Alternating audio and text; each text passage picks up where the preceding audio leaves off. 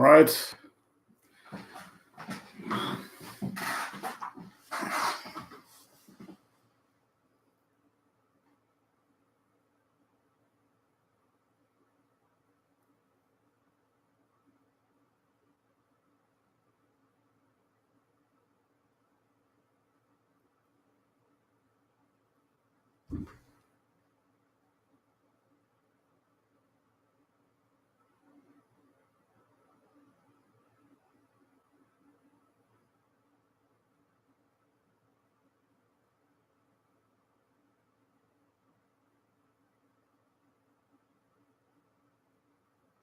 Okay.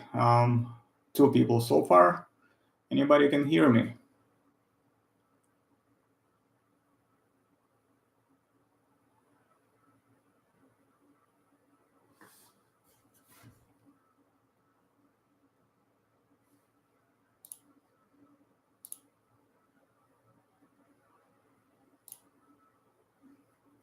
Okay. Can you hear me, by the way?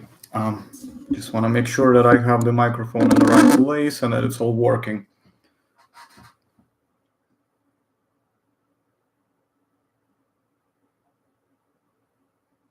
Okay. Okay. Good. Good. All right. So it's three of us, and it's really loud. Wow. Okay. Hold on. Let me see if I can actually. Sorry. Just trying to understand. Maybe I'm just talking really loudly. That's why. Just want to see if I can change these settings a little bit. So I didn't realize the mic is gonna be so loud actually.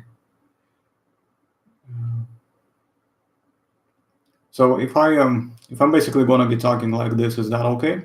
So long as I basically don't, because sometimes I'm tempted to go a little bit louder than I normally do because occasionally you need to speak up, but it seems that it's perfectly fine. I can just do it like that. So, okay. Okay, good. You know what I'll do? I'll put it a little bit further away, maybe just in case. That might be a little bit better. Just to kind of tuck it aside a little bit. Okay, is that good?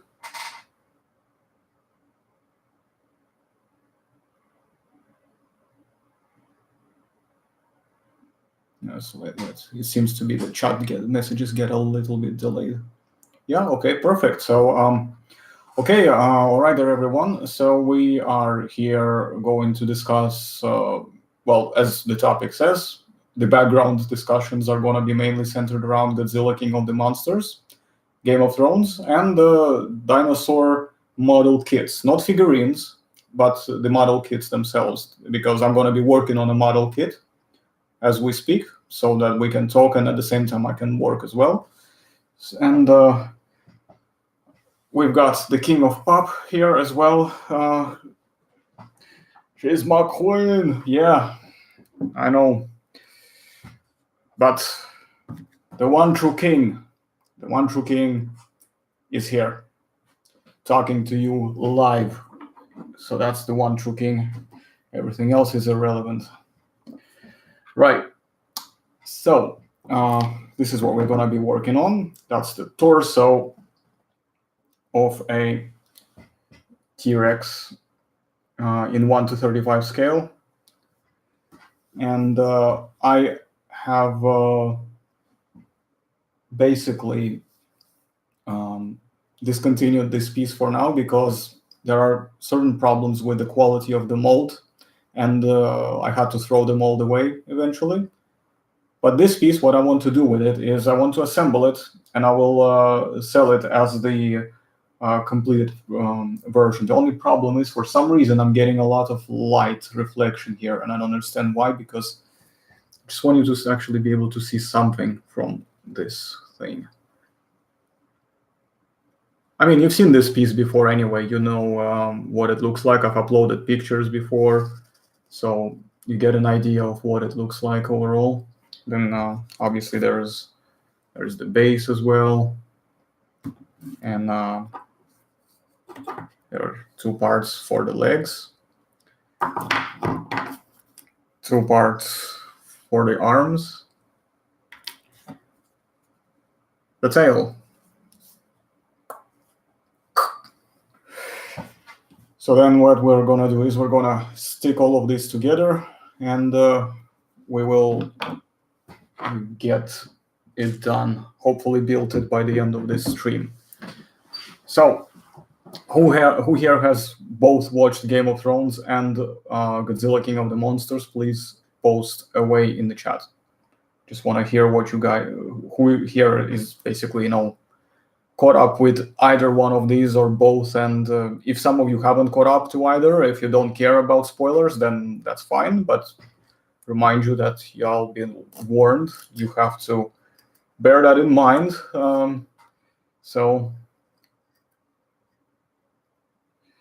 Well, Jurassic Park T-Rex is a Jurassic Park T-Rex, so you know what I mean. So it's whatever. It is what it is. It doesn't matter really, because to be honest, they have their franchise brand, and I have mine. So there is a reason for everything, I guess. But yeah, I mean, the only point I would make it, yeah, of course. I mean, we've covered this zillion times that Jurassic Park T-Rex has its own issues, but still remains to be the best portrayal on a big screen of T-Rex, to be honest.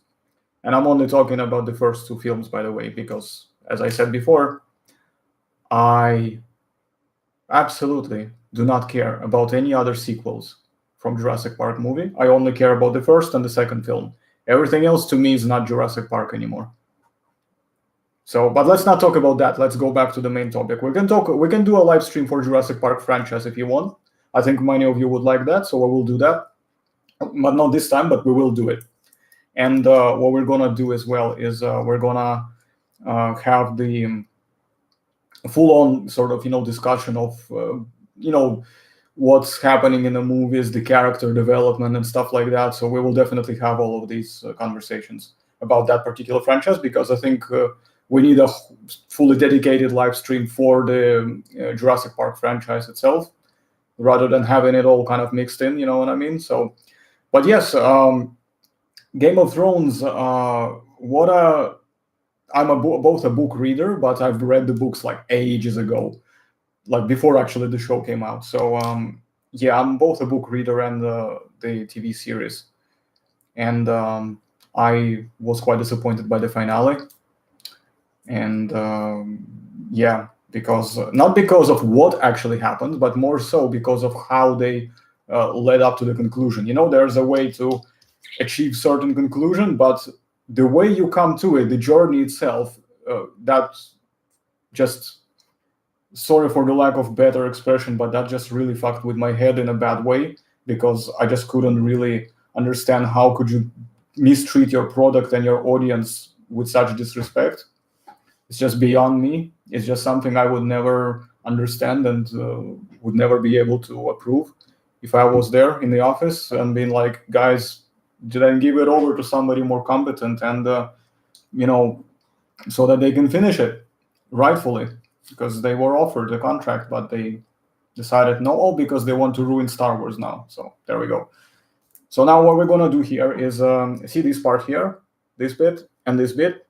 So we're gonna drill a hole using this thing, and then we're gonna put this steel wire rod in there to kind of keep it a bit of strength, and then we will put the glue. Once the glue is set, we're gonna use this and fill up the gaps. So, and then we can just fill up the pattern.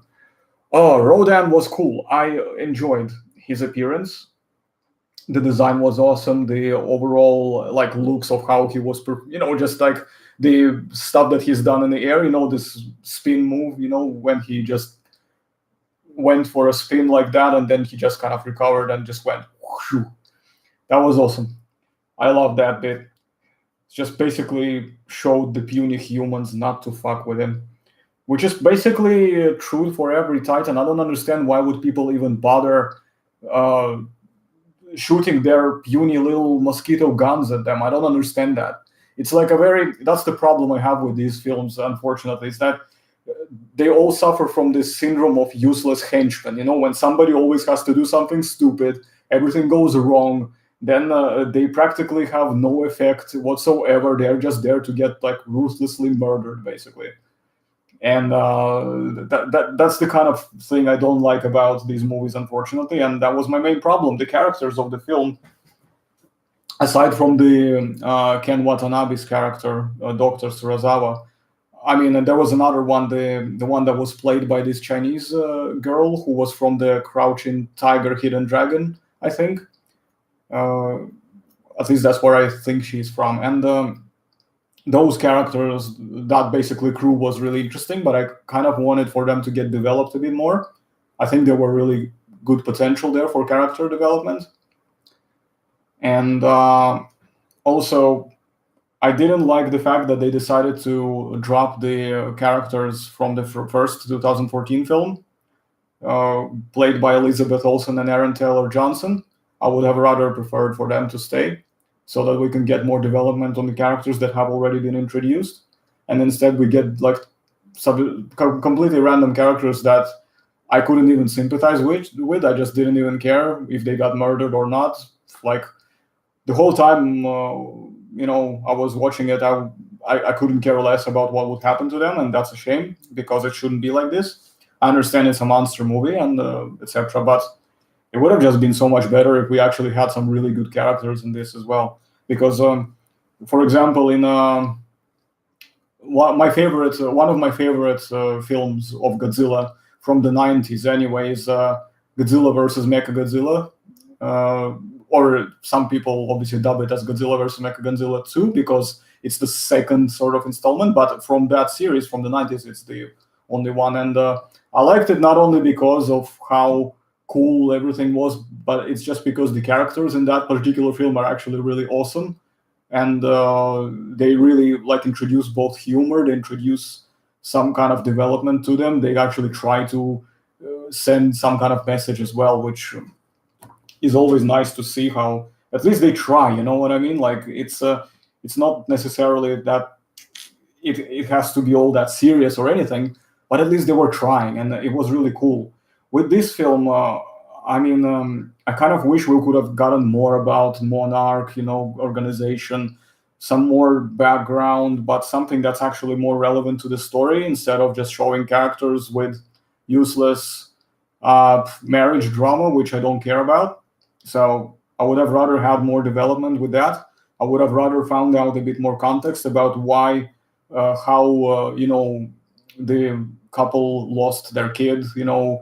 Did he lose it to Godzilla, which is what I gathered from it. But I kind of wish there would have been more that side of things instead of them arguing like, ex-husband and wife kind of bullshit, which I just didn't like. And yes, Ken Watanabe was brilliant. I loved his performance. I think he, as far as characters went, he saved this side of the movie, in my opinion. I also enjoyed the girl. No, Kong doesn't. He makes a cameo, but not quite directly to the screen. He just kind of I think he gets mentioned there at some point. We don't actually get a full-on appearance of Kong properly. But yeah, I kind of wish we had something more about the characters because the monsters is exactly what I loved about the film. Everything monster related is what I loved about the film. Everything character related was pretty much what I didn't like about the film.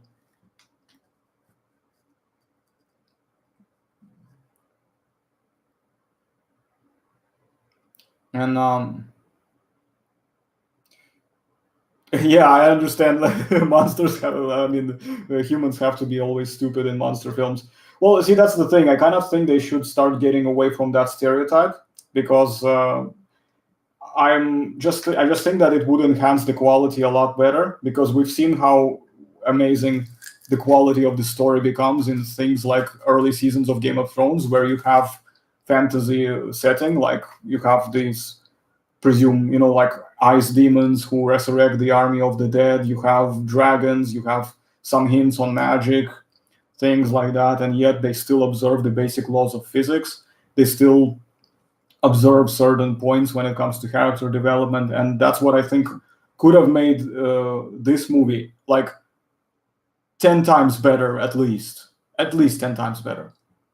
So as you can see, I'm drilling this guy's butt to insert the tail later. So yeah, I mean, I enjoyed it. I loved it. In fact, I might actually go see it a second time just because I really wanna see all this crazy stuff happening again. I mean, I could always wait for it to come out on Blu-ray, but I cannot wait that long. I want to go see it again. I'll have some cleaning up to do later on because of the bits that come out of the resin. So,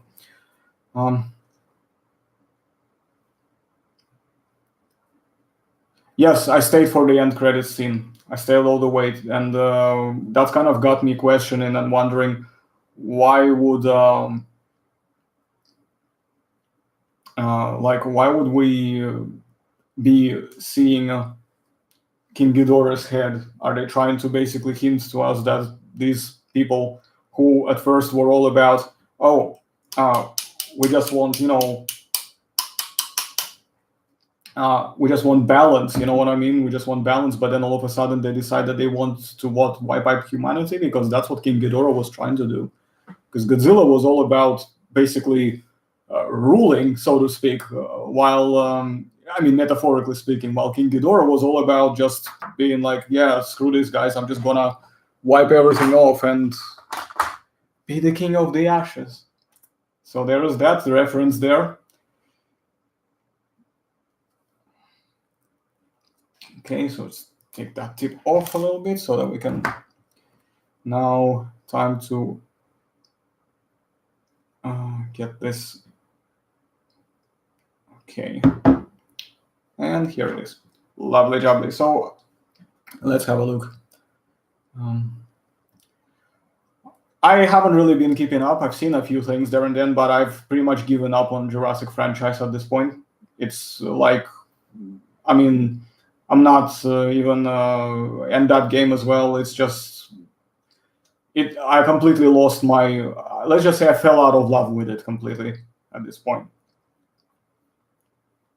So I didn't even care. They're just trying to milk it at this point, just making it a cash cow. And I hate when products that I used to love so much get mistreated so badly, and I take it as a personal insult as well, as a fan of the franchise and as somebody who obviously was, expecting a good quality product for the money that I paid for it. And that wasn't truly delivered in the way it should have been. And my wallet, I have all the right to complain I want, and I'm not complaining for nothing. You know me that well already. So you can put all my claims to the test. And I think they might be teasing Mecha King Ghidorah, and that could be the project that this group are trying to do. Maybe they want to have like Titans of their own, perhaps, for whatever reason. So maybe Titans are gonna, I mean, we could be looking at the idea of Titans getting weaponized, which we'll see. I don't know.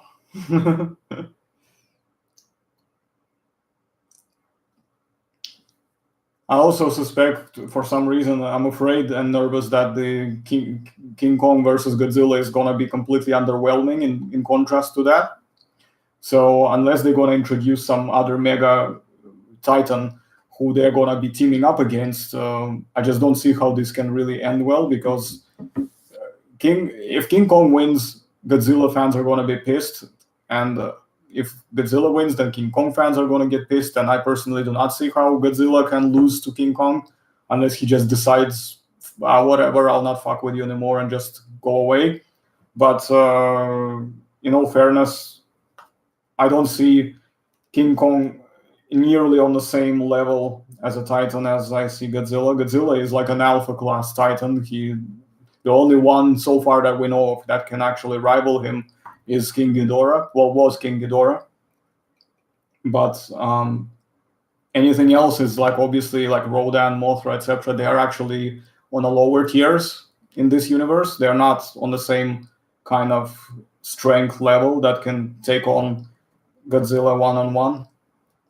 Even in the 90s, I mean, the only monsters that I could see who could take Godzilla one-on-one, and I mean actually monsters, not, I mean, Mechagodzilla, obviously, but that's not quite a monster.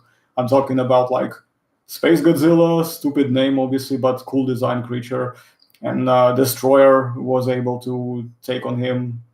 King Ghidorah as well. Biollante had a decent chance too, and but Mothra and Batra, for example, by themselves, no chance. Rodan got his ass kicked as well, so there is that. Yeah, Biollante would be interesting. I would like to see something like this kind of Titan. Do you know what else would be awesome? It would be awesome if we had Titanosaurus and Gorosaurus adapted for this franchise. You know, more kind of remastered for this. You know, because there's like two dinosaurian titans. I mean, we can never have too many of these, right?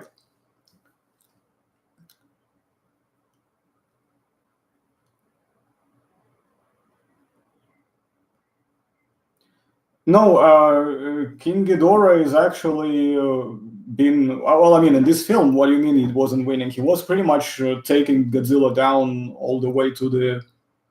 I mean, he knocked him off first when they first engaged. So and then King Ghidorah just took off. So I mean, I wouldn't say it was a win, but it was kind of a draw because Godzilla was trying to resume the engagement, but King Ghidorah just decided to fly off, which was smart. And the other thing I noticed was that how do I do this? Just trying to think the best way to glue this properly so I can then use the thing. Right. Okay. Yeah, I think I have it here. But yeah, then of course there's this other thing about what was the other engagement? The one in the water. They were still fighting, but there was no winner because well, humans pretty much almost decimated Godzilla with Oxygen Destroyer. So this could be a tease for Destroyer appearing, which I would love to see as well. And then there's the final fight. I mean, Godzilla was obviously they were going back and forth, but Godzilla was eventually kind of losing. I mean, but my suspicion is that neither of them can truly be forever killed. I think what happens in their universe is that they just constantly are locked in eternal conflict. And what basically happens is that they will eventually collide in a fight, and when they come out, whoever comes out on top basically stays as a ruling king of the monsters, and then the other one eventually reincarnates and comes back, and they keep kind of fighting each other like this back and forth. I think that's what's going to happen. I mean, that's the general consensus I'm getting. I don't think that either Godzilla or King Ghidorah can truly die forever. I think they can only be defeated, but then they always come back and they will always be locked in this eternal fight. So, because they are like arch nemesis of each other, according to the legend of this universe.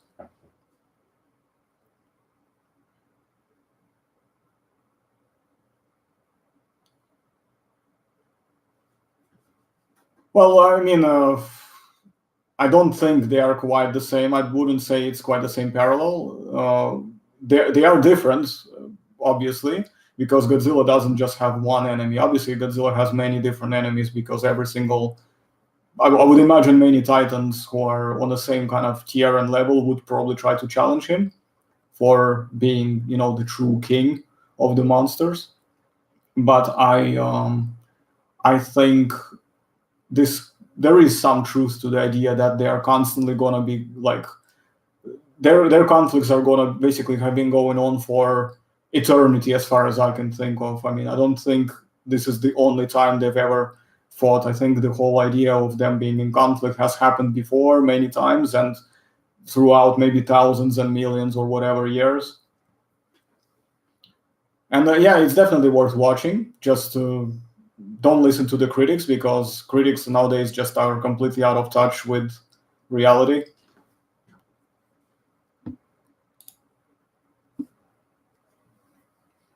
No, but that's the thing. Like they are showing these monsters, despite the fact that they can interact with humans to a degree. It's like they acknowledge humans' presence, but I like the fact that they are not quite humanizing them either. It's like they're just basically doing what the monsters usually do. They fight and they slaughter each other to pieces.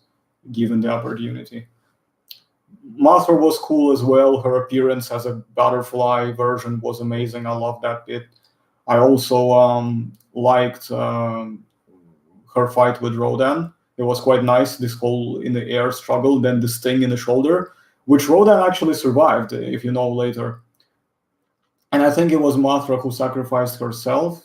What she's done was, I think she gave her life energy to Godzilla so that he could be brought back, as in like rejuvenated. Because then King Ghidorah would have taken him out, and then we would have to wait for hundreds, maybe whatever amount of years before Godzilla can come back again to challenge him again.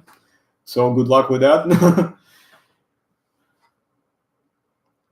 Yeah, minifigure talk later on, dude. Later on about that, Bob. We're not talking about collector figures here. Well, I mean figurines. We're discussing this stuff, and we're discussing Godzilla, King of the Monsters, and Game of Thrones. So this is gonna be the topics for today. To quickly answer the question, I mean, I would say I kind of like them, but it depends on the pieces individually. But that's where I'm gonna leave it for now. All right.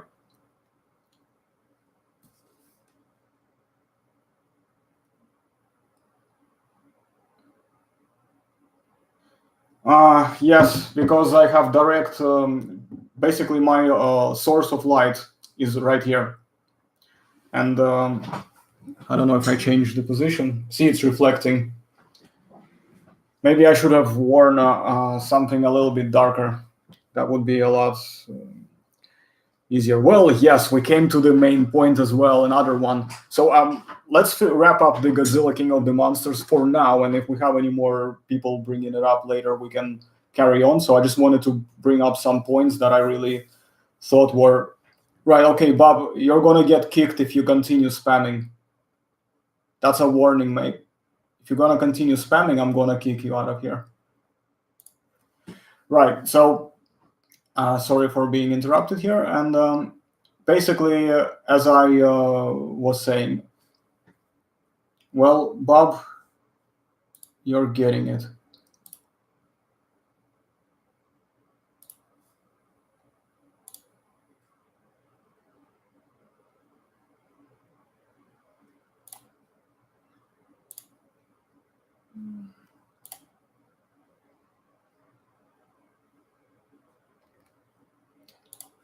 Okay, that's taken care of now. Told you not to spam, man. Didn't listen to me first time. Right. So, anyways, yeah, I mean, I didn't like the fact that characters had plot armor. You know, like there were so many times when they should have just basically been murdered to pieces, and they didn't. And I was just like, well, really? Come on, like you would have been dead already a zillion times. And then all of a sudden, the mother, the mom character, who whatever her name was, I don't know, didn't care enough to remember. She was basically kind of all like, yeah, I'm gonna sacrifice myself and stay behind. So I didn't really understand that. Like I didn't understand what was the reason for her to actually stay there. It was just completely pointless, and that does, because I was caught up in this whole thing about, you know, trying to figure this thing out. I was just like, why am I supposed to care? You know, basically this whole thing. But yeah, characters in the King of the Monsters unfortunately are lacking. So if anybody here who cares too much about characters, you're gonna be. I'm warning you. It's not really great in that sense. So before you're gonna be coming into the theater, so you know what's going on. So now let's try to put some glue onto this thing, and then we'll put some modeling filler in there. Now I think are we happy with King of the Monsters for now, or we want to cover some more things on that so we can move on to Game of Thrones after that, because Game of Thrones, oh my god, there's so much to say. So much to be thankful for, how I like to quote Tyrion.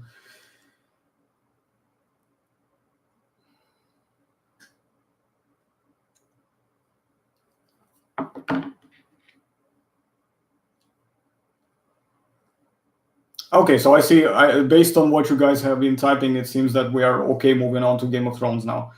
Fine, let's do it. So basically, oh man, what do I think of that? Well, I'm pretty sure you would have heard a lot of people saying the same thing as I will say now.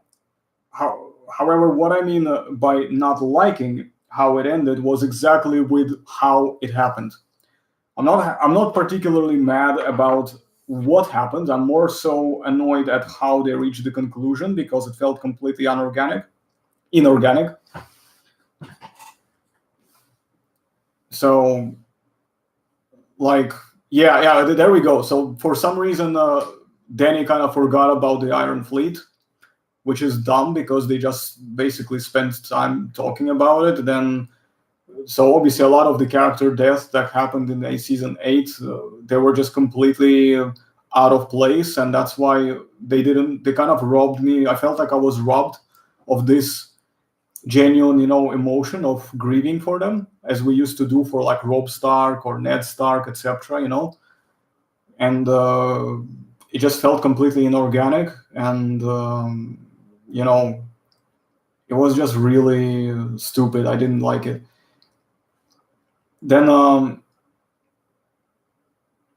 and yeah, I did say spoilers here, so uh, yeah, Daenerys is unfortunately dead, but based at least on the actual storyline of the show, it would have been fine if they actually built her up. If they needed at least 2 more seasons properly, 10 episode seasons to build it up, so that we could have a final season, maybe to show her ruling, and maybe have a season 9 focus on her ruling and showing that she's failing at it and that she's becoming more tyrannical and power hungry, and she's becoming too blinded by the idea that she's doing something good, while in actual fact she's no longer able to see the difference anymore.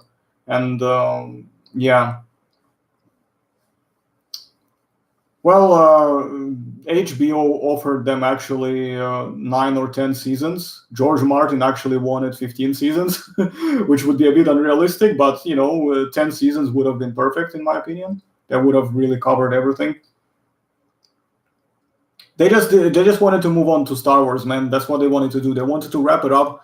And by the way, the reason why I'm not doing anything is because I'm waiting for the glue to set in. So I'm just waiting for that to dry.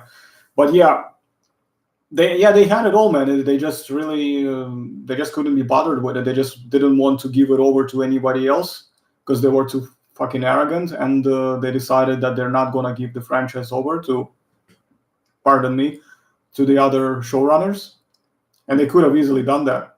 It would have been perfectly fine. And of course, because they stopped working closely with George R. R. Martin, and that kind of figures already. Ever since like season 6, you start seeing some problems with characters getting plot armor and stuff like that, and then in season 7 we start seeing people teleporting, and then of course in season 8 it's just become ridiculous, and so many storyline arcs have just been butchered completely and just thrown out the window after being like built up all this time.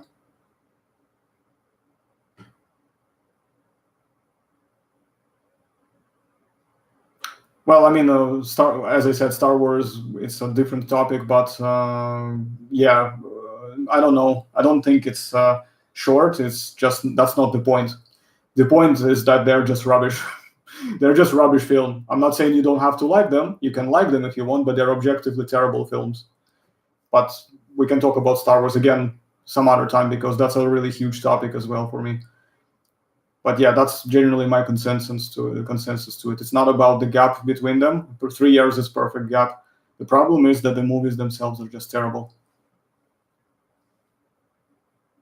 And yeah, Bran wasted potential of a character. We never got to find out what does it actually mean to be a three-eyed raven. Why is it important for him to truly be alive? Why, what's this whole thing with the Night King and all of that stuff? And yeah. Oh, I see why you brought up Star Wars because yeah, D&D are supposedly because they're moving on to the new, based on the old Republic time period. Oh my God. May the seven hells help us all. But yeah, No, I'm not excited about that. I'm not gonna give them my money, so they can go and pleasure themselves all they like in whatever places. But I'm not giving them my cash no more. So yeah, I mean, dude, how did Drogon know not to kill John, who just basically murdered his mom? How did he understand the metaphorical meaning behind, the thing, the throne? Like, I don't understand. Since when did dragons become more than just animals? I mean, true, they're intelligent for animals, but how are they able to understand metaphorical meanings behind things? That's what I just couldn't really. I'm like, it looks awesome, but no, not buying it.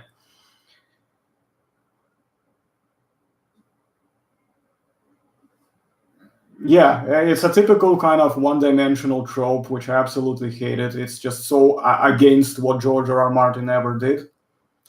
And speaking of Game of Thrones, quickly gonna. Um, that's my season 2 Tyrion Lannister right here. And my Jon Snow key thingamajiggy.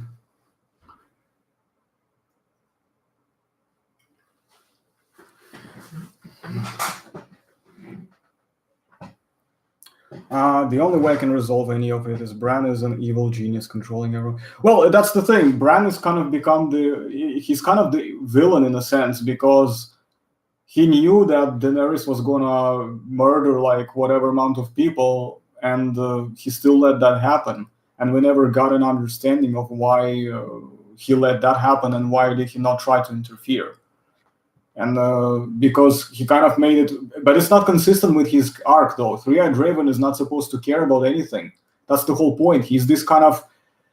He would not make a good ruler either. Do you know why? Because here's the thing: when you see a picture of this magnitude, all of the problems that people have in this moment, right now, right here, they become irrelevant. You know what I mean? They become completely irrelevant, which means that if somebody says, so what are we going to do in 20 years time? He will be like, it doesn't matter because in 150 years time, things will be okay, but you're just not going to be here to live to see it. And that's what it's not going to make a terrible, it's not going to make, sorry, it's going to make a terrible idea for ruling because it's just so bad in that sense. You cannot expect somebody with this kind of magnitude to be able to truly be in touch with people's problems that need to be resolved here and now. Do you understand what I mean?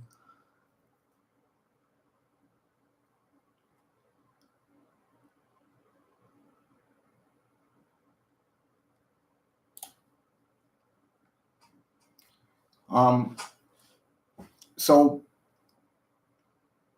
yeah, I mean, the thing is,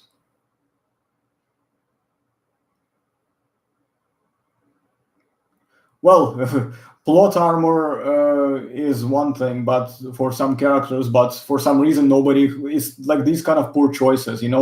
George Martin never lets these things go like that. His battle plans, the way it's set up, the way it leads up to it, how it plays out, it's always realistic because he actually researched historical battles. Everybody who writes these kind of fictions needs to do that because otherwise, it just it breaks the immersion, it breaks everything, it breaks what can potentially be one of the best products, and it just ruins it. And and yet they haven't figured out that okay, the first time she was in battle against that, you know, sorry, just need to get a water. Hold on a second.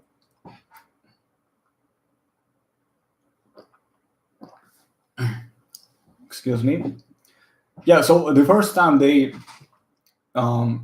saw the dragon got hit by this scorpion bolt in season 7, episode 4, Spoils of War. Why would you not then, knowing that they can potentially be harmed by something, although that's not what happens that's not what in the books is implied, but let's say from the context of TV show itself only, right? If we leave the books alone for now. So why not to get a smith to get some kind of armor design so that it can at least deflect projectiles? why has nobody figured this out? Why was Daenerys never wearing armor as well when she was going into battle? Even Cersei actually wore armor in earlier seasons, if you remember, because she was afraid that somebody might try to assassinate her or something. Battle of the Bastards had its good moments, but it was also a little bit poorly done in some areas. Like, I didn't like, for example, that many of the characters, especially the main characters, were not wearing helmets. That was bullshit. Honestly, that's completely bullshit. You can still give them helmets and make them recognizable and look cool. I don't understand why the characters that are supposed to be the most important characters are not wearing helmets. Secondly, that time, remember when we were looking at it from Jon's perspective, when he was walking around and smashing things with his sword and stuff like that? We see the time when the arrows start kind of, like turning the whole ground into a porcupine, right? And my God, man, that was just, how is it that every single thing got hit there and he did not get hit? Why did they not maybe have him quickly roll over maybe and hide under some body maybe, you know what I mean? Some other kind of body on the battlefield. That would have been a lot more organic and realistic, especially if it had to be one of his dead fellow soldiers. It would have been even more impactful, and I think they just really wasted an opportunity there. And the other thing about Battle of the Bastards was that they completely underutilized their giant. First of all, they didn't give him a shield. They could have easily strapped up a shield, just tied a few branches together. Wildlings could have easily done that. They knew how to do this. They are good craftsmen. So if Giant had a shield, he could have literally just smashed through everything, smashed through the pike phalanx, smashed through the gates without getting porcupined. He would have basically won their battle for them. There would be nothing they could do against him. It's not like the battle was completely lost, but it feels like a lot of the stuff that was happening was just forced drama.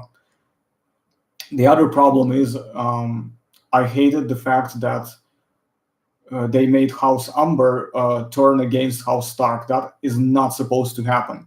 House Umber is like always been loyal to Starks all the way through, no matter what. And in the books, they're still loyal to the Starks.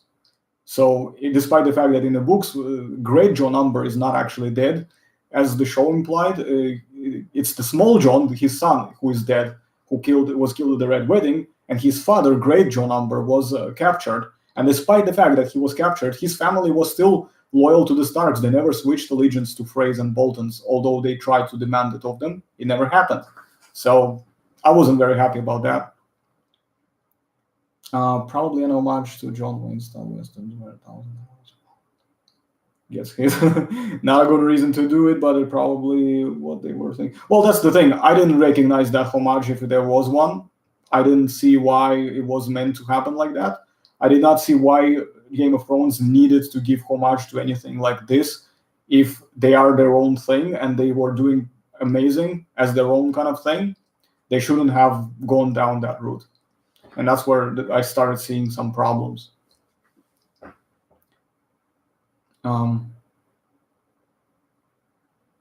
The Pit in season 2 or 3, I can't remember.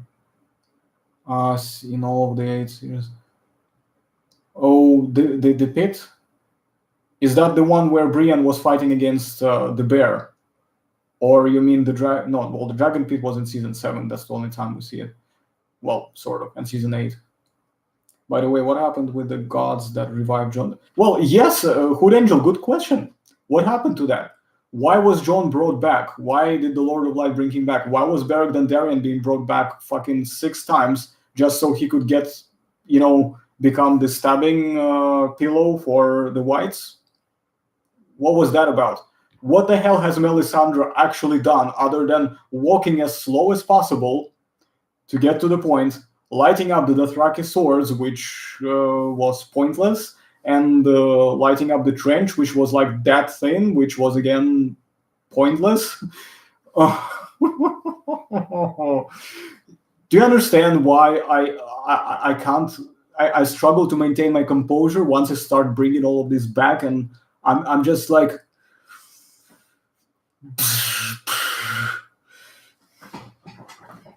Yeah, I want to show them unlimited power. By the way, camera is being really weird right now. I'm sorry about that.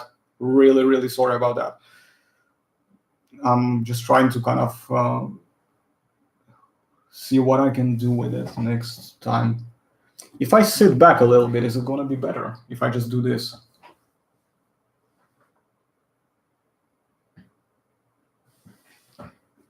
Yes.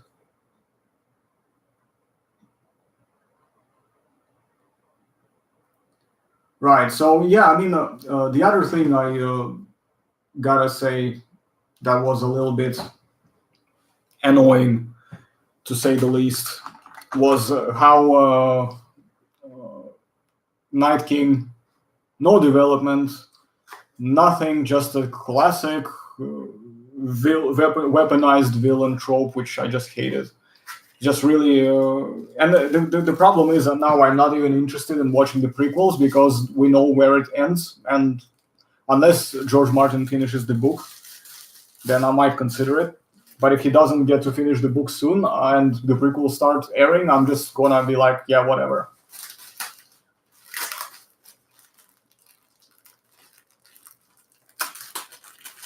Okay.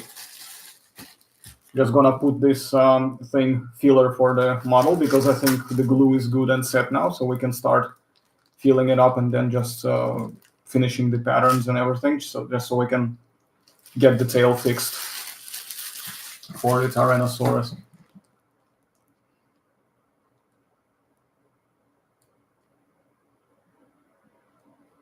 Yep, Drogon's fire was like an atomic bomb that was blowing up buildings, and then all of a sudden every brick remained intact, and it's just the throne that got melted.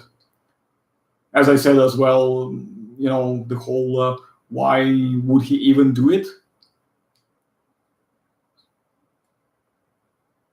I don't even know what's going on with Sorian. I don't really care, to be honest. I've given up on these things ages ago now.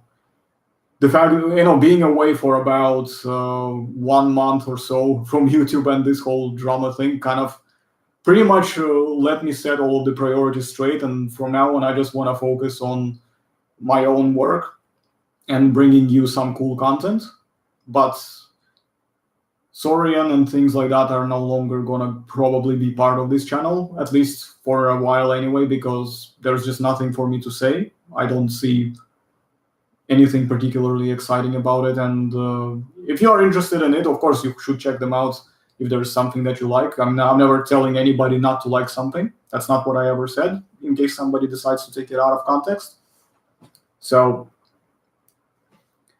my main point is that I'm just not going to be wasting my personal time and breath, talking about the product that I personally do not support.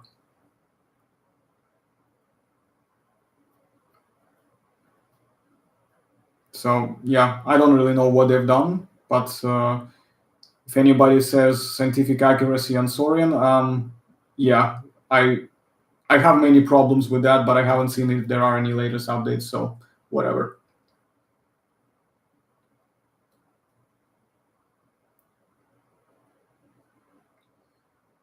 So next step now is slowly I'm gonna start filling these gaps in, and then I'm gonna be putting in the patterns in there.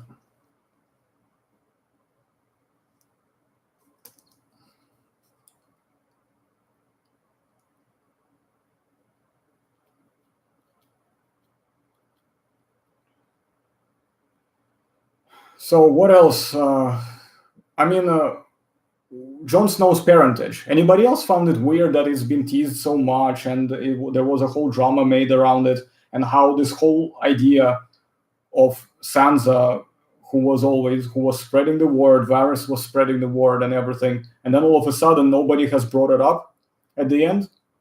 Like nobody has mentioned once that Jon should be the true king of Westeros. How long do they take, you mean, to sculpt the new thing or to make a casting? Or to build it? What do you mean?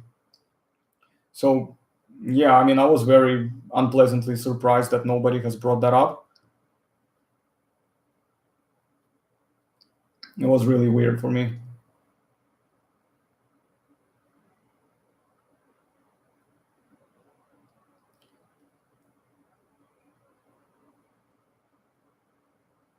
All right, a reminder here as well to those who just came up. Let's stay on topics, please. So let's just keep the chat on topics as well. We already had one incident earlier on, and the guy didn't get my warning, and he's booted now from here. As you know, I take no prisoners.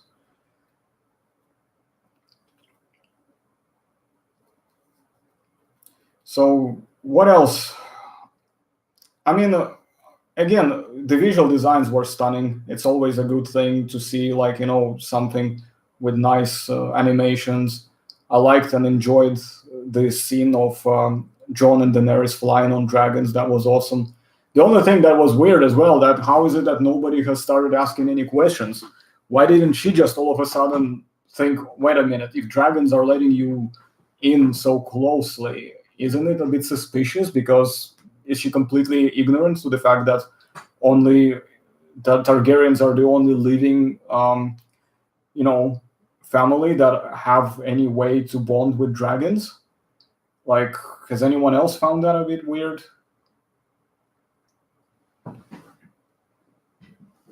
Yeah, I use some of the similar techniques as Kayakasaurus. In fact, me and him, we chat on Facebook quite a bit. And there is another guy there's many people actually. Josh Volsey, who who has appeared on the channel multiple times. He's also with us. He's like part of the crew, so to speak. Michael from Candid Sculpts also. There's many other people there. Jay from Dinosaur Dungeon as well, and quite a few other folks who are with us. We just kind of hang out together a lot. So yeah, of course, I do use some of the techniques that he does. I have my own ideas too, but Kayakasaurus has been very helpful to me in particular in some instances.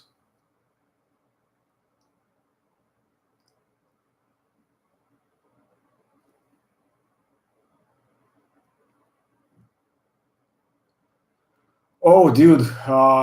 Well, we're starting to ask $1 million questions, sort of. No, I mean, it's hard to say. Depends. Obviously, the size of the kit and many other things. But generally speaking, you would be looking at what the size is and also how the complexity of the sculpture, how long it takes, how much is involved in the process, because it's not just about the materials cost. It's a lot to do about how much time has actually been put into the sculpting of the original piece. So that's one of the things to also consider. So when you're looking at prices, you have to bear that in mind. But I will be honest, some people out there, in my opinion at least, what I think, again, I'm not being mean here, but some sculptors I've seen, they overprice their kits a little bit for the size scale and for the complexity level that is shown. I would say they are overpricing them, but that's my personal opinion. I would not, if I were in their shoes, I would not do that. That's what I'm saying. It's not that they shouldn't do it. If they feel that's okay, that's fine. But I would not do it personally. If it was up to me, I wouldn't.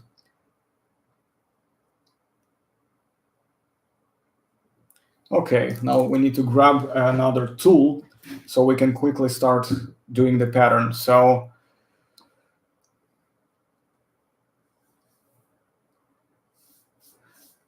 I've got something to show you. You mentioned Hatzegopteryx.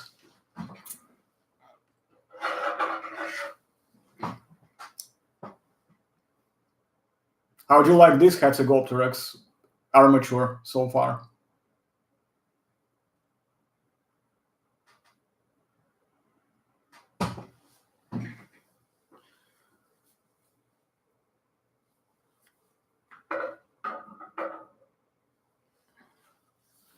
Yep, that's going to be a 1 to 10 scale. But speaking of 1 to 10 scale models, I'm going to be finishing Stegosaurus soon because I've got all the stuff to finish the mold. And I will be then maybe doing 3 more pieces in 1 to 10, but small ones. Like Hexagopteryx is going to be easy to do. And I'll do a Panthera Leo, and then I will do, the Atrox and pardon me, and then I will do a Guanlong, but then I will probably close the 1 to 10 scale, because any cool dinosaurs in 1 to 10 scale, unfortunately, are too big to make, and the process is just too physically draining and financially draining as well. So maybe I will eventually come back to it, but I will then move on to 1 to 20 scale, which is the good side of the news. So you will have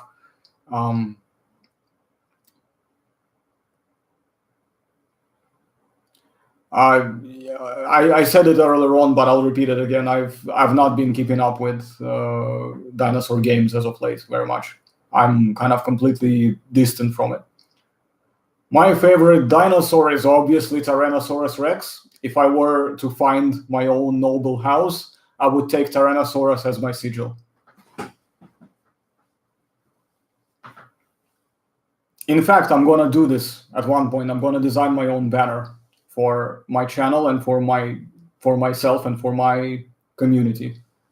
So I think we need to, what we're going to do, I tell you what we need to do. We need to spread the word as much as possible. We need to share this. We need to basically engage as much as we can, so that we can build this channel at least to 1K subs, because this will enable not only monetization, but it's going to enable post options, so I can post announcements. That's going to make it a lot easier for us to communicate more often. And then we will also do, as a 1000th thing, I'm going to take a sigil for my channel. Basically, this is how we're going to find our own house. Now, there was no Heterogoprix in the update. No. He meant my piece. He didn't mean that one. He meant about my stuff. Right. Hold on a second. Let me just quickly browse through what we have here. Well, that's the toolbox, by the way. How do you like that? So let's get some of this stuff out, because I need some of these texture stamps. And please tell me I didn't lose it, because if I lost it, the one I need, then it's a problem. Yeah, enjoy your meal, no problem. I'll be here for a bit, and if you don't come back by then just come back to comment later.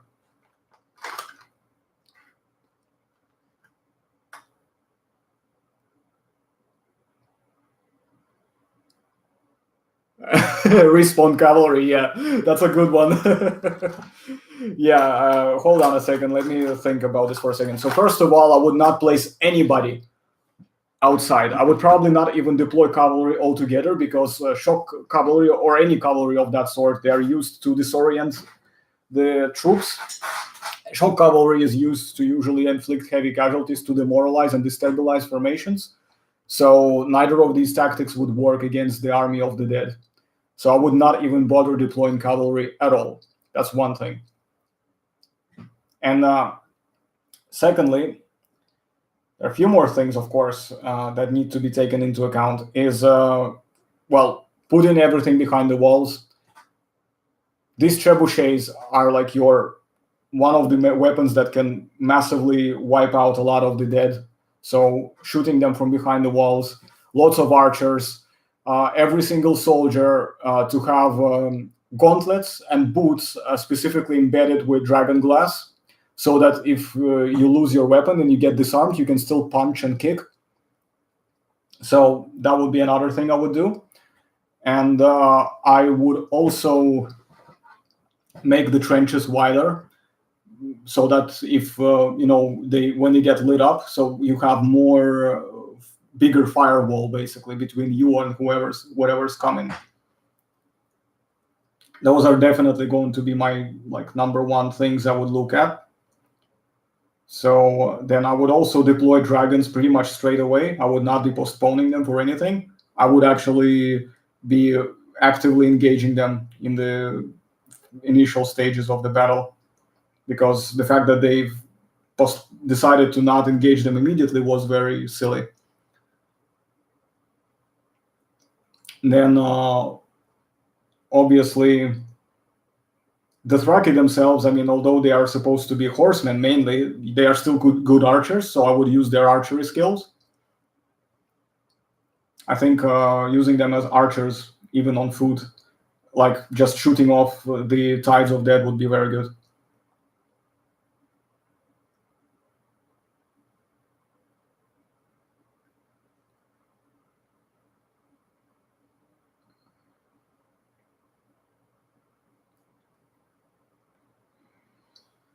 So yeah, I mean, these are main things I can think of. I mean, I'm trying to think what else I would do differently from how they've done it, other than those.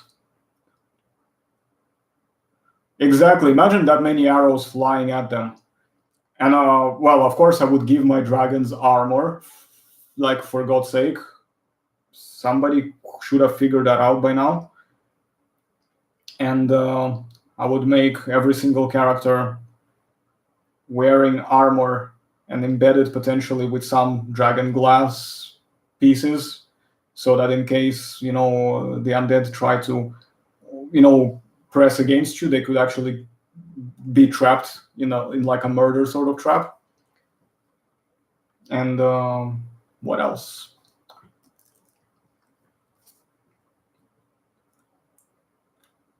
Oh, by the way, fire arrows are completely bullshit, just so you know.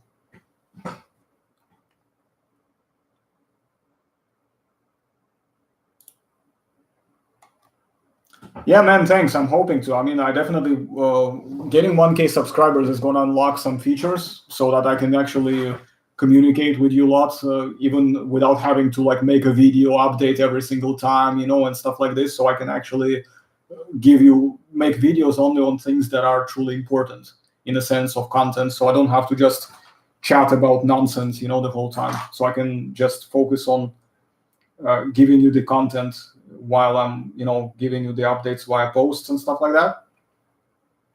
I was considering doing a Discord server, but I haven't really been able to properly look into this. I might have to look into that as well, perhaps later on. But I think maybe Discord could be when we get a bit bigger, and we could then look into making a server for ourselves so we can chill. But we could actually do that sooner than that.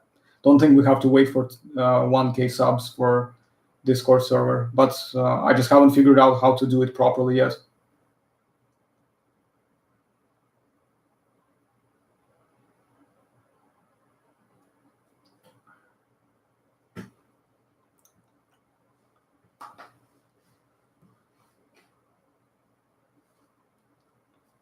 I mean, to be perfectly honest as well, like, I don't produce the clickbaity content like the Mega Top 10s does, all of that nonsense, and they keep spewing more and more crap, to be honest. I mean, I have so many videos saved for later just so I could debunk them later, but then I'm thinking, oh my God, is it even any point? Because they're just spewing them at the light speed, and it's kind of become really obvious that these people just really don't get things right, and they don't care about it. They just want clickbaits, and that's it.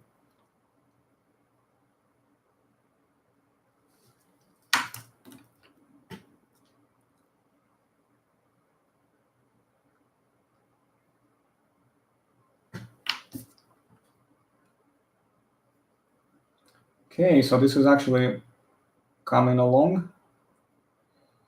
Just needs a few more touches before this one bit is done, and then we can move on to other parts of the body for this T-Rex.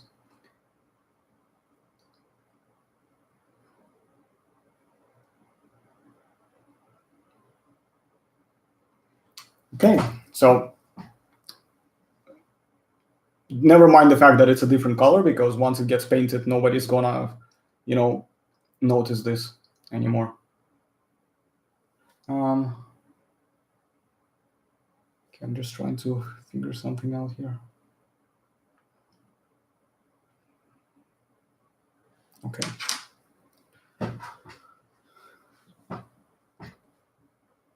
Yeah, I mean, they don't really care, and but it gets them a lot of views and gets them subscriptions from people who are gonna just be like, oh wow, yeah, totally cool, amazing, and they're not gonna even know what's the real deal.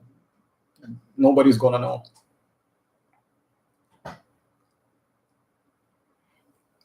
No, I'm gonna probably do the legs right now.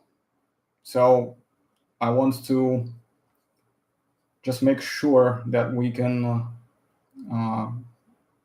set them up properly. So because they need to be put on a base like so. Here, see, it's kind of slides in there like that. Fuck it, white is too reflective. Right, okay. See that? It goes like this. And the other leg does as well. So what I'll do is I'll stick the legs on, and then what we're gonna do after that is if it needs to be done later, I will just use a Dremel and carefully trim the extra bits so that I can shape it to the base if I have to, which I hope I won't, but who knows. Right, let's put some super glue on this and get this thing done. I'm gonna be quite generous with super glue here. Just wanna make sure that it's actually gonna stick. Sticky, sticky, stick. And while we still have some fresh material, we will put that in there just in case. So we can have a bit of a filler in there as well. Right. And let's start jamming it in.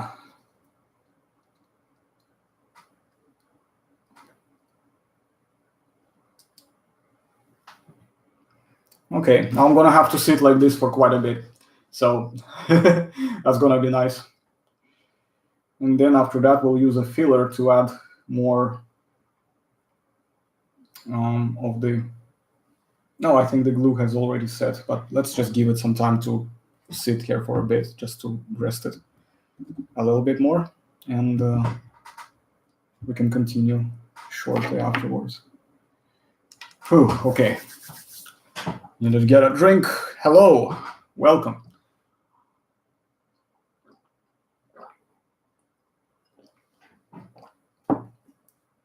So yeah, to give you a bit of an update, we were just chatting about making model kits, and we're also chatting about Godzilla King of the Monsters and Game of Thrones, all with spoilers, just so you're aware.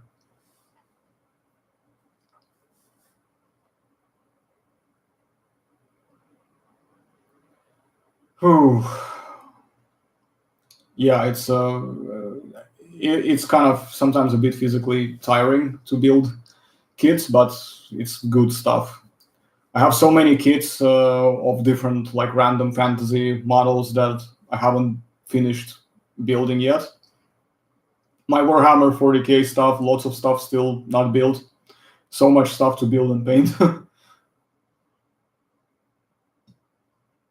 Oh, thank you. Yes, I've so I believe I'm on like 620 something now, but that's good. We need 1,000 at least. We need 1,000.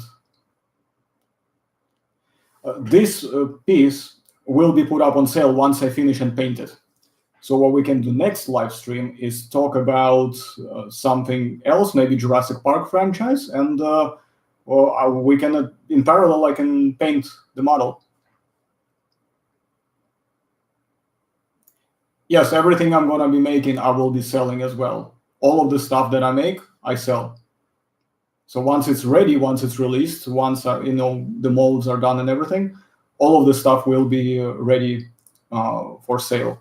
At the moment, the only pieces that are available are Velociraptor versus Protoceratops. I've got the Oviraptor, and I have Echinocephalus, all in 1:10 scale. I deliver to Europe, to USA, to Canada with no problem, South America as well. The only countries I'm not going to be delivering to, for various reasons, which I will explain shortly, are ex-USSR countries which are not members of the European Union, because the mailing services are pretty terrible there, and packages get lost a lot of times. And I do not deliver to China because there are a lot of times when you get people who just sell recasts. I mean, obviously, I will be able to tell you if the model is recast because I am the only person who sells them. And at most, maybe later, some of my pieces will be featured on Dan's Dinosaurs website. I had my Tyrannosaurus kit featured there, but I had to take it off because obviously it's a discontinued piece. And this one is going to be like maybe one-off available only. So I will put it up on sale later on.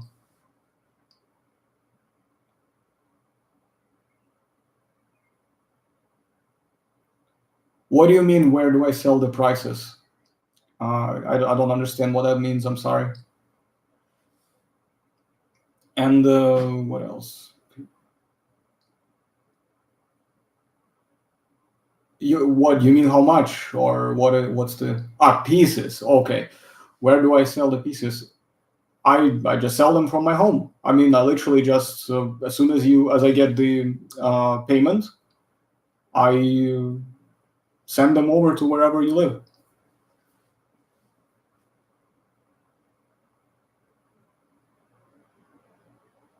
I'm not sure. Is that the question, or did I mistaken it again?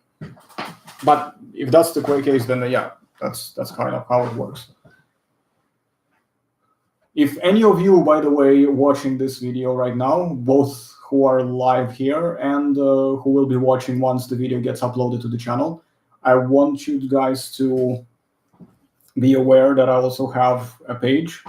The link is in the description of the channel, so you can just go about the channel and there is a link there, and just follow the link. And that way you can not only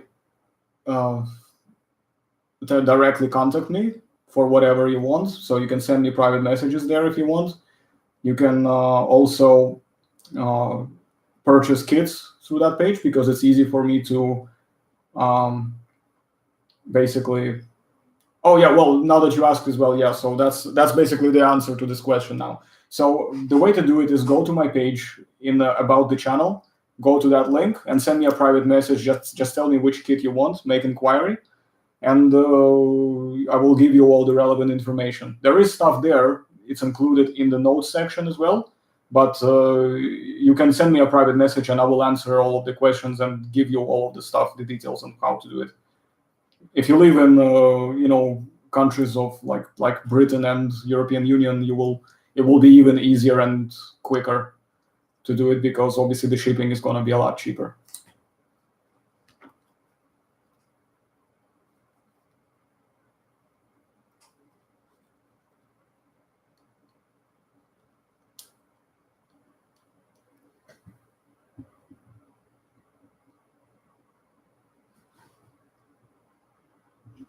Okay, we need.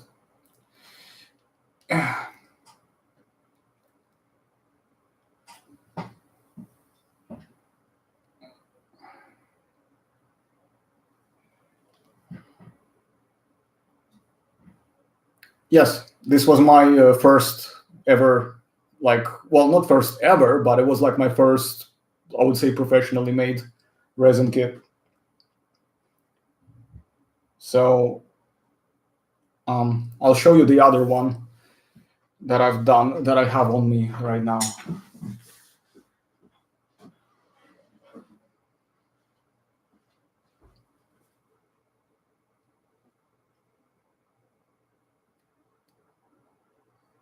This was sculpted by me and painted by me as well.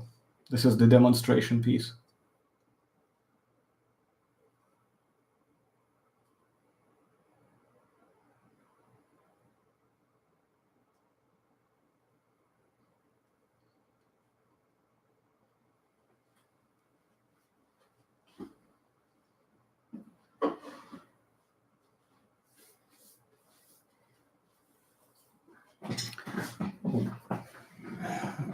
The other one that I have upcoming relatively soon is going to be a Stegosaurus in 1:10 scale. if you go back a few videos, you will see some live streams where I was sculpting it. So that's gonna come soon because I've recently finally got the money for buying the rest of the necessary materials, so I can make the mold and finally bring it to the point where I was trying to get it to, so I can get it released and available for people to order.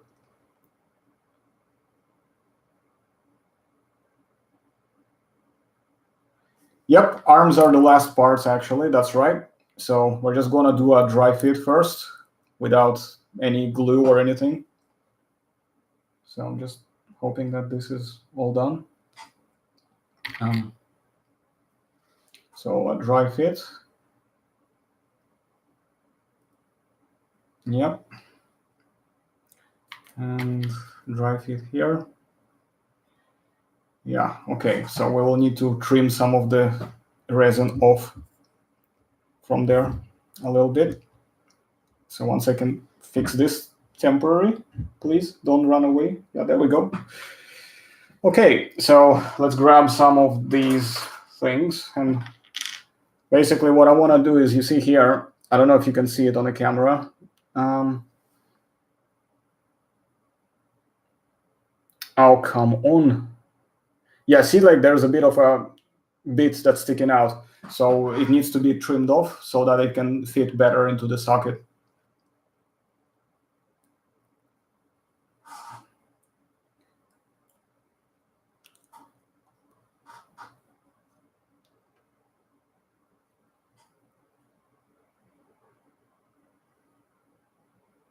Yeah, I will make a Spinosaurus, but not 1:10 scale. I decided to do it in 1:20. So because you're obviously late to the stream, I will give you an update. I'm gonna be doing only a couple more relatively not very big pieces on 1:10 scale. So basically 3 more pieces after Stegosaurus. And after that, I decided to move on to 1:20 scale because it's just physically and financially too demanding to make big dinosaurs and just generally big animals in 1:10 scale. So what I want to do is I want to make a Spinosaurus in 1:20 scale as well. But it will be something like, it will be bipedal, not quadrupedal. I don't buy the quadrupedal model. And I will not make it as the old restoration. I will make it as something in between the old and the new, but not quite like Scott Hartman did it, but slightly bigger legs. I will give it slightly bigger legs, probably. Something that is a bit more like Baryonyx, but with its own little things. Because Baryonyx is not that massive, so in comparison, if you give the same kind of proportion, you would still see legs that are relatively small in proportion for Spinosaurus, because Spino is a little bit longer.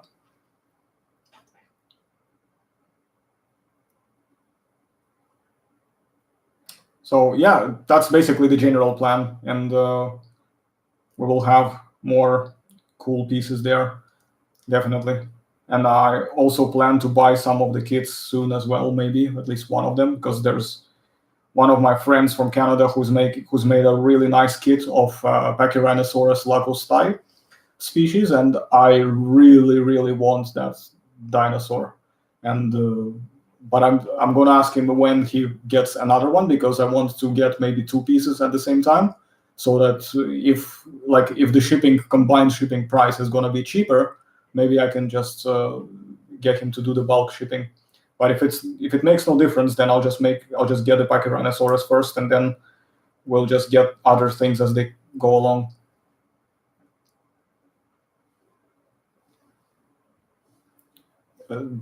The message probably got delayed. So I presume you were asking which kit of the dinosaur I wanted to buy. So yeah, it's a Pachyrhinosaurus lacustae.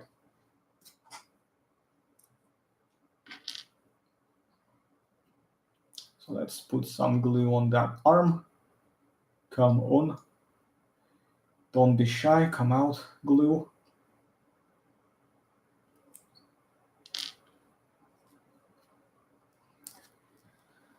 So yeah, I really want that dinosaur, and we could also do either a live stream or just do a video of me painting it.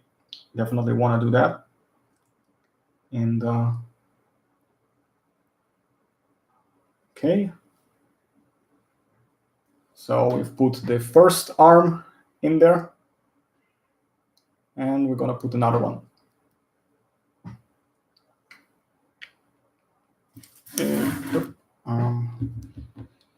Yeah, as you can tell, because I'm trying to make sure that the limbs don't get touched too much so that they can rest while the glue is drying up. So that's quite a bit of a Kama Sutra here, in case you haven't noticed.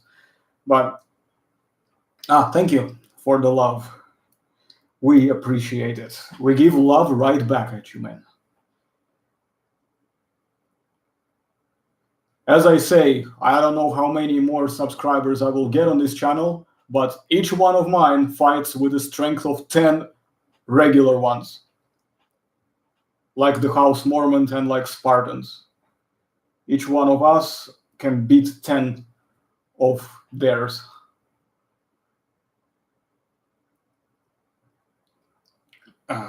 There we go.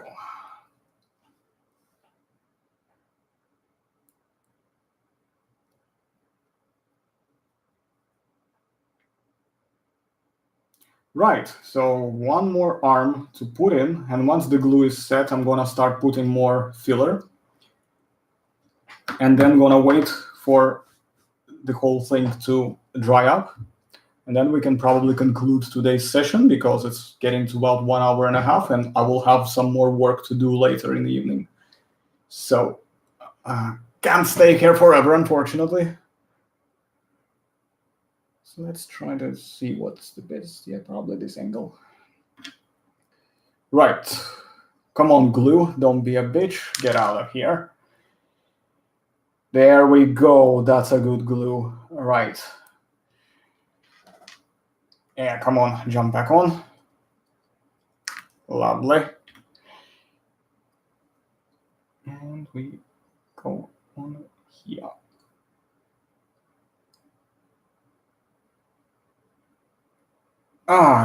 There we are. Look, finito. Now, all we have to do now is wait for the glue to basically cure, and then we're gonna do the filler. So we'll wait till we get the filler done, and after that we will conclude this session, because I think we pretty much managed to cover most things. Oh, BBC Walking with Dinosaurs. Well, yeah, zillion times.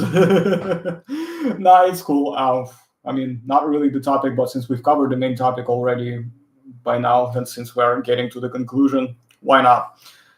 So, yeah, it was enjoyable at the time. I mean, I will say I am probably more.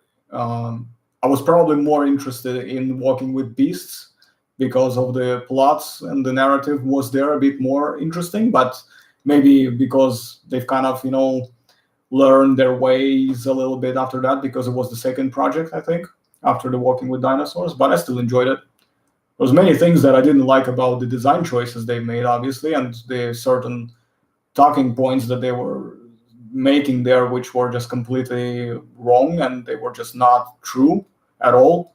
But yeah, whatever. Other than that, it was just enjoyable for the fiction entertainment purposes, but not particularly great for education, unfortunately.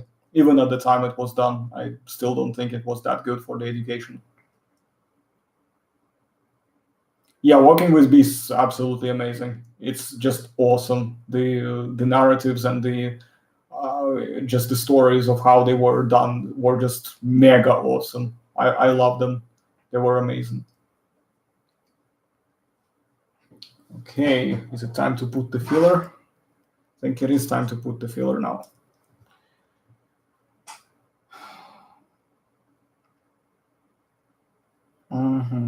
Maybe actually this one I'm not gonna do. Well, I mean, I will do this filler here, but I'm probably gonna have to trim some of these bits off a little bit with a file, because it's gone a little bit out of place. Right, so we're gonna use this rubber tip tool, and we're just gonna push it into the holes.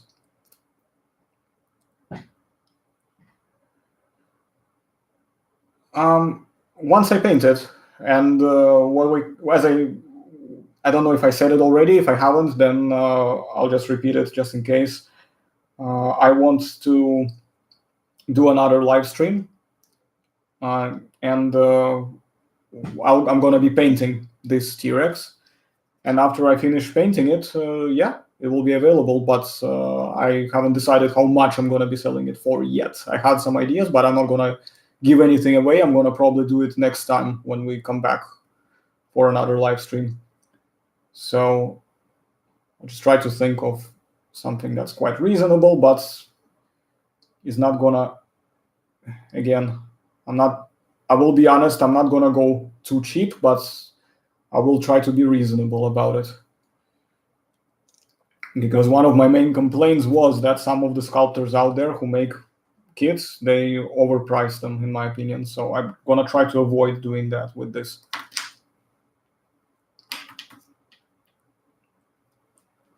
The stream, let me quickly check the calendars. So I tell you what. Okay, I'm gonna post probably the announcement preview, but how about maybe Wednesday the 5th or Thursday this week? I don't see why not.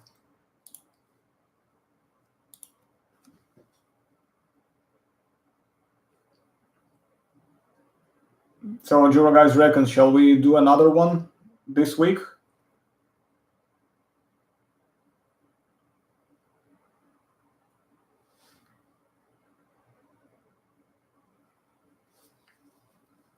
Okay, some more. Oh, yeah, the filler is getting too rough now, so it's becoming a bit tough to work with.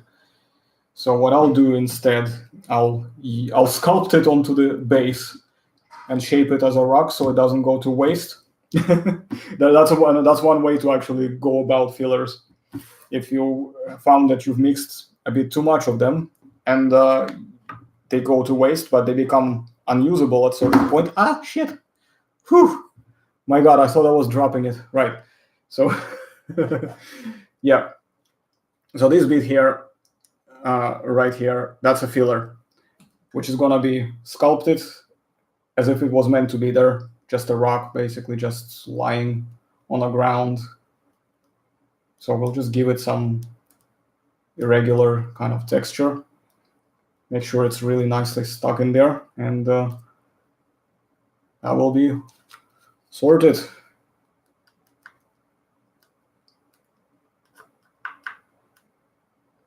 Yeah, like so.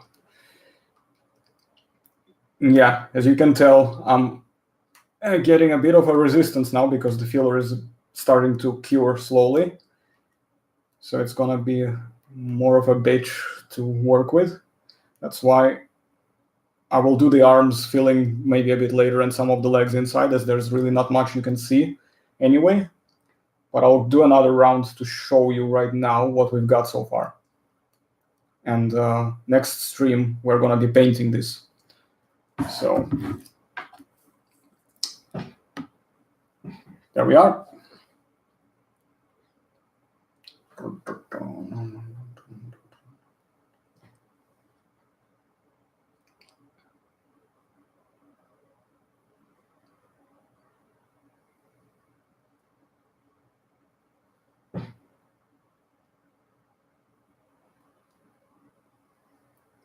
Okay, so I think I've done quite a bit of spinning around already.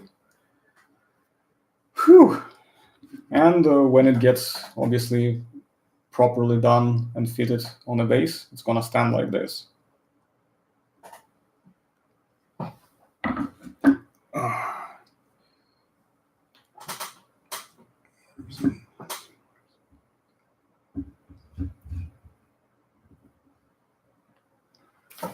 Right, well, for now, that's job done. So we've done pretty much what we planned. We've completed that piece for the moment. And that's pretty much how the building of the kits goes in short. Obviously, you have to go and kind of do more work with these fillers, whether it's milliput or sometimes you can use green stuff or other kind of stuff, whatever suits your purpose. And we're just gonna put away all the tools for now because we don't want them to be getting in the way. And we'll put the toolbox away. Just give me a second. Right. Now, bonus content. Before I go, I'll show you one of the items I have recently acquired.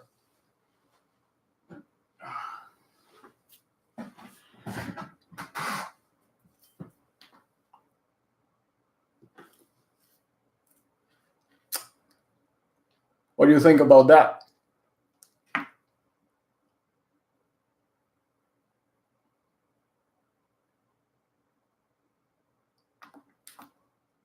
That's the head next to me.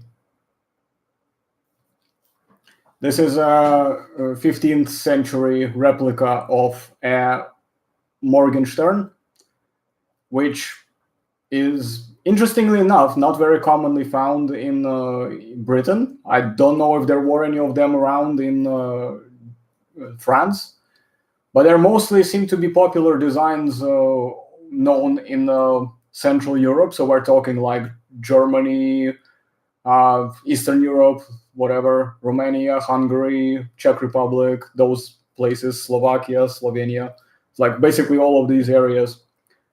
So we're talking like 15th century mainly, maybe 16th century as well. The problem with this particular piece is that although it's historically accurate on exterior, the anatomical design is wrong because it's made too heavy. Because the ball and the shaft should have been made hollow, so it should have been used that way to reduce the weight of it, which is why swinging this thing is incredibly difficult. Yeah. Like, even if I try, like, you see, it's quite hefty because it's just a replica. It's not actually like battle ready, so to speak. That's what it means. Yeah. So battle ready, as in like when you're talking about things that can be used for training as well, for historical medieval martial arts, stuff like that. So I was kind of thinking for the head itself, like if you basically remove the bottom row of these spikes here, so there are 6 spikes, and move everything slightly down, so this row goes down the middle, and then you can put one of these bottom spikes on top, and that will also reduce the weight. And also, if the ball was made hollow and the shaft was made hollow as well, that would basically bring it down to roughly the weight that it needs to be perfectly wieldy. Otherwise, the length, perfect length, exactly how you need. It's a relatively short reach weapon, but still on the longer side. So it's like 60 centimeters, 24 inches, exactly how they were.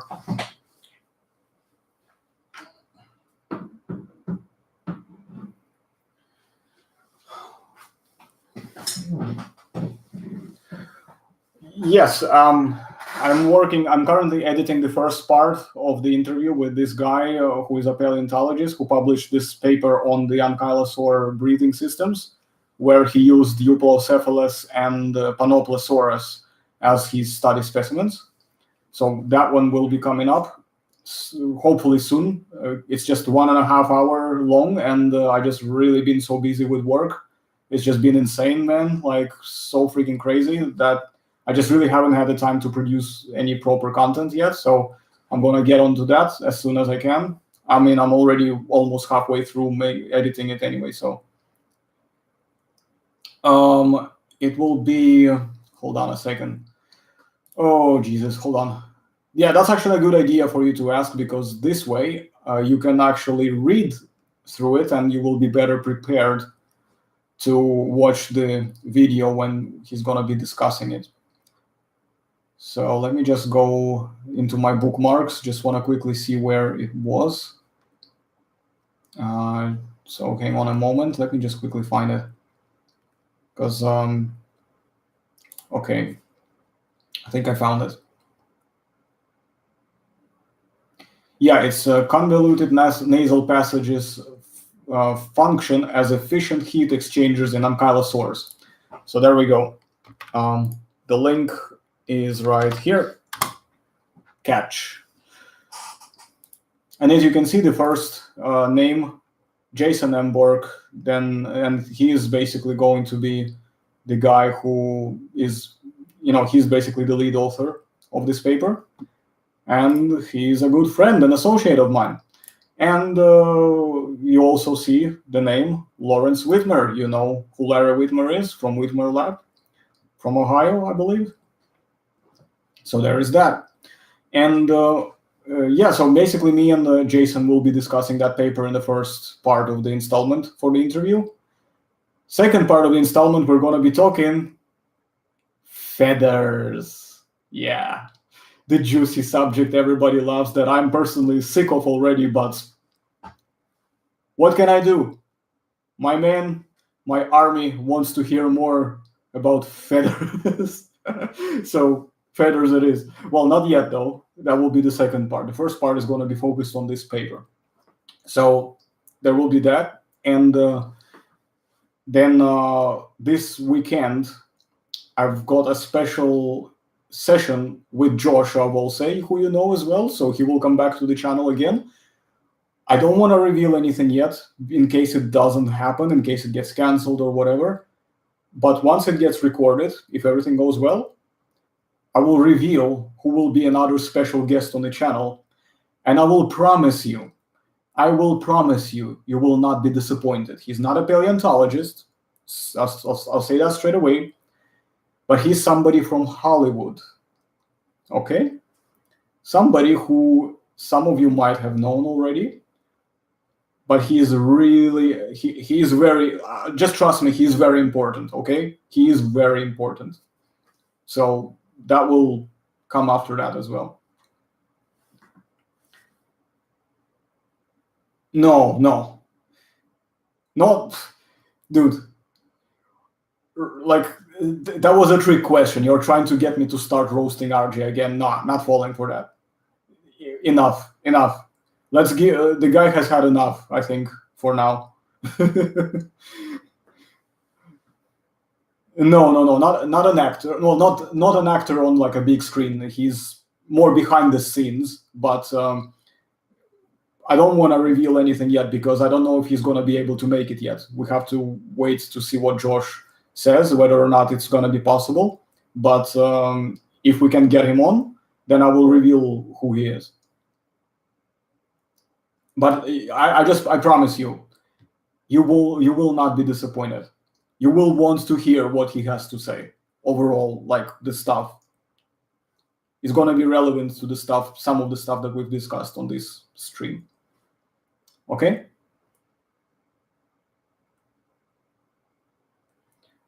Right. Well, I think it's perfect time now to wrap up this session. And I will post an announcement as soon as possible for either this week on Wednesday or Thursday. And until then, stay strong, stay awesome. Make sure you share this. Make sure you encourage people to subscribe so we can let our army grow. And once we get to 1,000, we'll become unstoppable. Now, thank you very much for watching, guys. I hope you enjoyed the session, and I will see you later. Take care now, and make sure if you want to continue your conversations or whatever, ask me any questions, just post them down below in the comment section. I gotta go now. Ciao.